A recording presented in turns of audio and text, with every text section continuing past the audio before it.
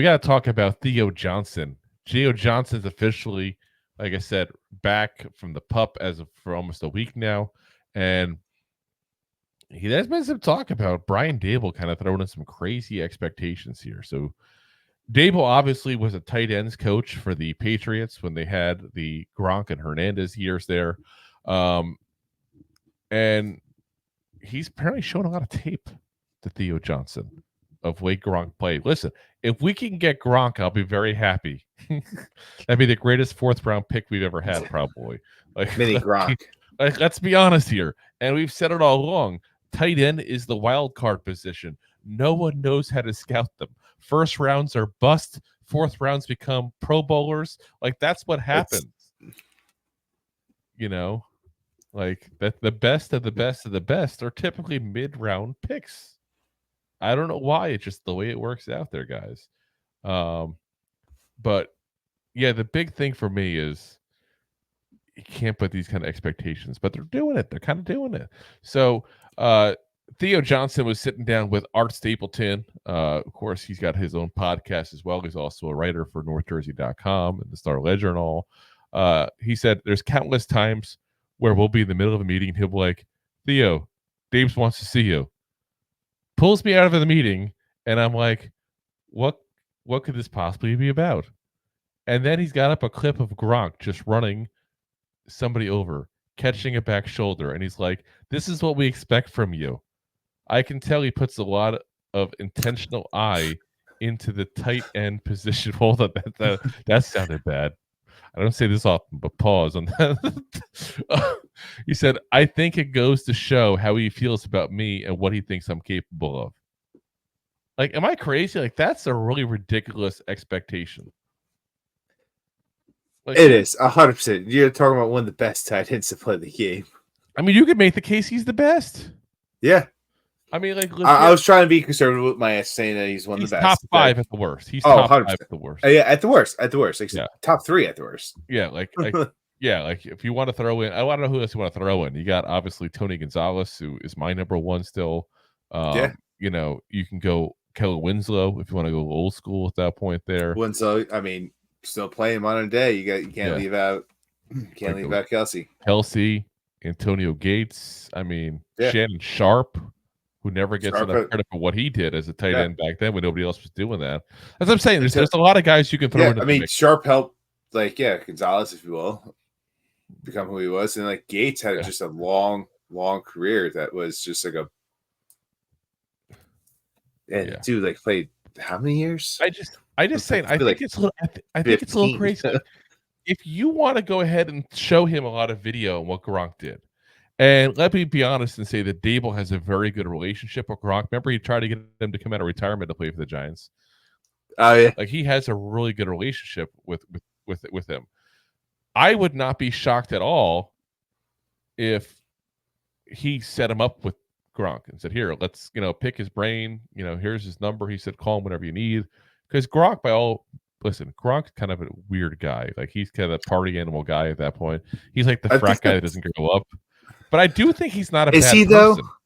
Is he though? Or is that just his persona? It's like going to see Bert Kreischer. Are you basically insinuating that he's Slummers McKenzie from Futurama? Pretty much. Yeah. He goes home after he does those what's it for FanDuel or whatever. He does those punts or. He goes home after that. He hangs up his shoes. He puts on loafers. He's like Mr. Rogers. Opens up a kombucha tea. Relaxation time. Yeah. Let's put some classical music on. He's listening to Beethoven and Mozart. Yeah. Playing the piano.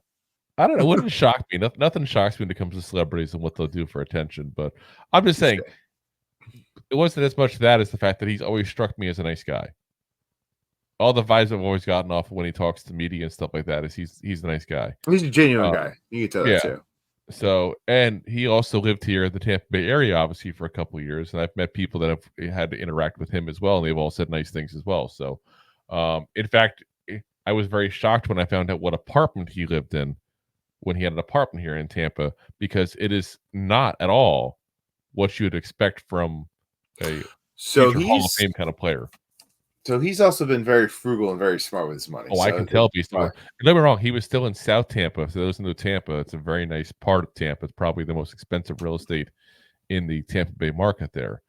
But he didn't go for the high rise or something like that. Like he went for what was the penthouse, but in a very like lesser building, you know? Yeah, yeah. It doesn't surprise me. Like he was like one of those guys. Like I've read something when he first broke out. Like he would not spend any of his salary. He would not spend certain amount. It would have to be off-brand endorsements. That's what he would go out and party with. At least he wasn't as bad as Chad Johnson, who's literally living in the Bengals stadium for a couple of years. Oh yeah. But like I said, I think listen, if you can get Theo Johnson, who grew up watching Gronk, to get Gronk to like him enough to want to mentor this kid, that's great. But I don't think you 100%. Want to put expectations of, oh, this is what Gronk can do, and you can do it as well. No, I would say that majority of the time. I would say that, like, but we also don't know Theo. We don't know how he is when it comes to being coached. Maybe he's that player that needs that. Maybe he needs the sunshine and rainbows blown up his butt. He needs ridiculously high expectations. Yeah, maybe that helps him excel. Like, oh, you think I could do that?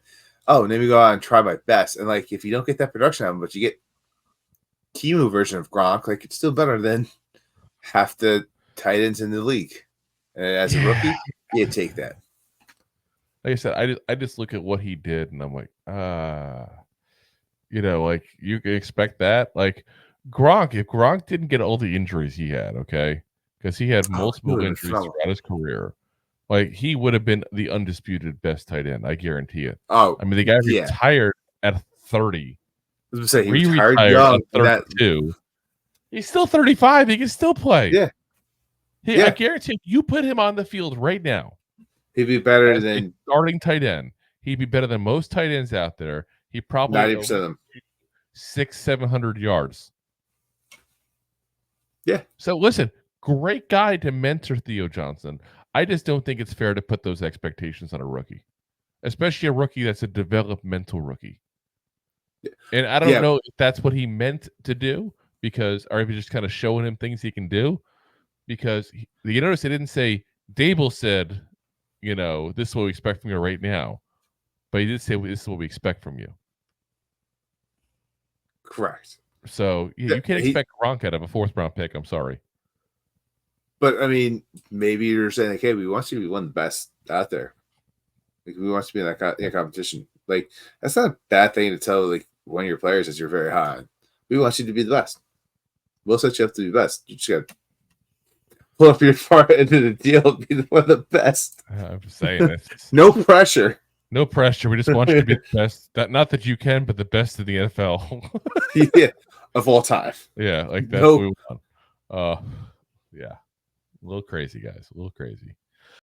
If you like that clip, then you will love the full episodes too. Find us on your favorite podcast app and look for us on all your favorite social media platforms. Thanks so much.